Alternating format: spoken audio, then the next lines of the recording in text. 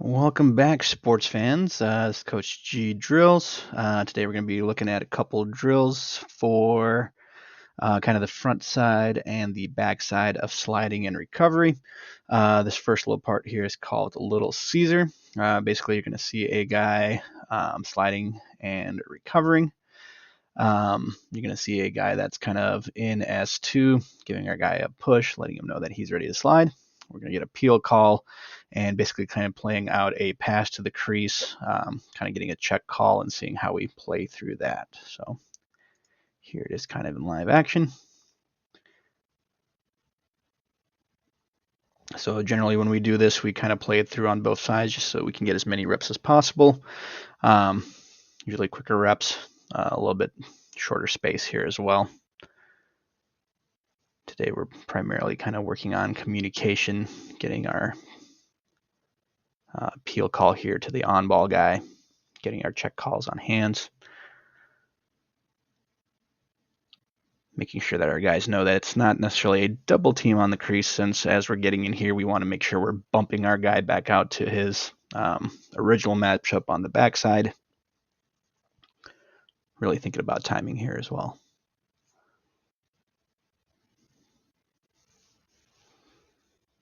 Thinking about opening big as we peel, kind of getting in that lane as we recover to the crease.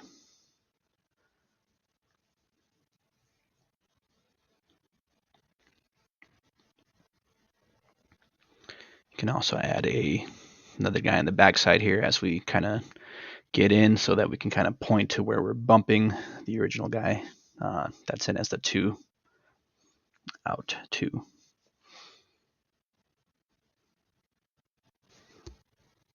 Important to think about how we're timing up checks. We don't want to check them after they catch. We want to do that before or kind of right as they're catching. Tying up their hands, making it a little bit difficult.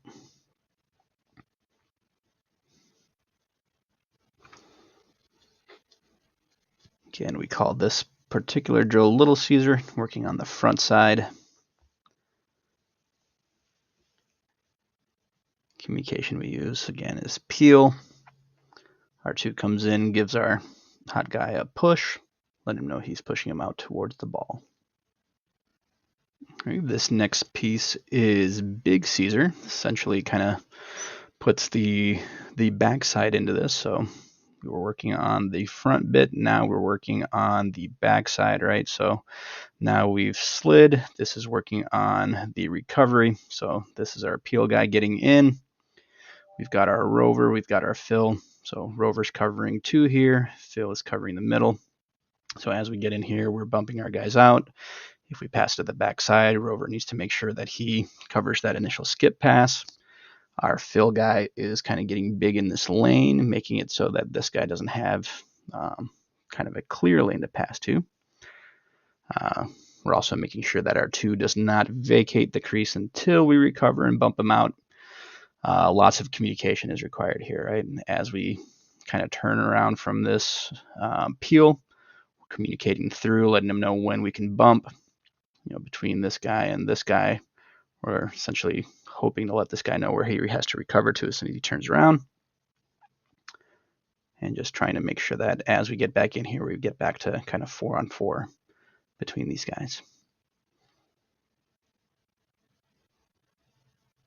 So good communication here. We see that the ball skipped to the top right corner. Rover goes to the top right. As the guy recovers to the crease, he bumps down to the rover, or sorry, the 2 guy to the bottom corner. Again, Phil being able to kind of turn and see everything helps this guy bump out as well. So lots of good communication there. Be able to see different variations here as well.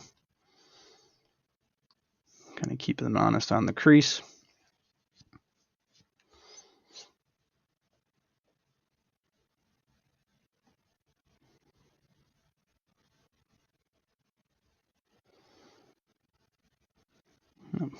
Making sure our guys do not look for the interception, just getting to hands as guys are catching. Here we're going to see an important one where all 4 guys have to remain active throughout the drill. Good little skip back across. Ben was ready to shoot before he had the ball, just didn't realize the ball was coming to him. A little Vicksburg action there. Good check on Crease.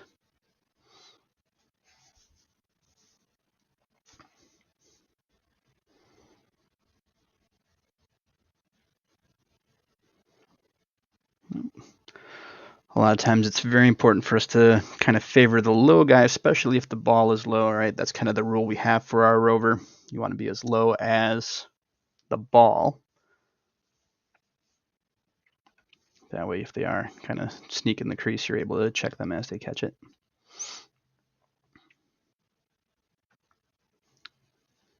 And again, that's where the fill is important as well. If you can start to work down and make that pass a little bit more difficult, it allows that rover to get down as well.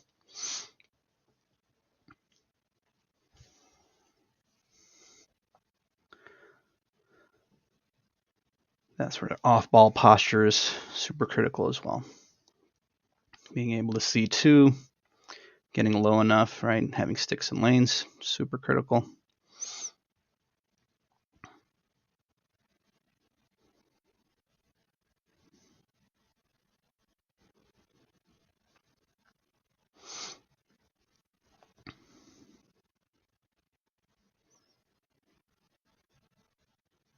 And then just lots of talk throughout is super important as well.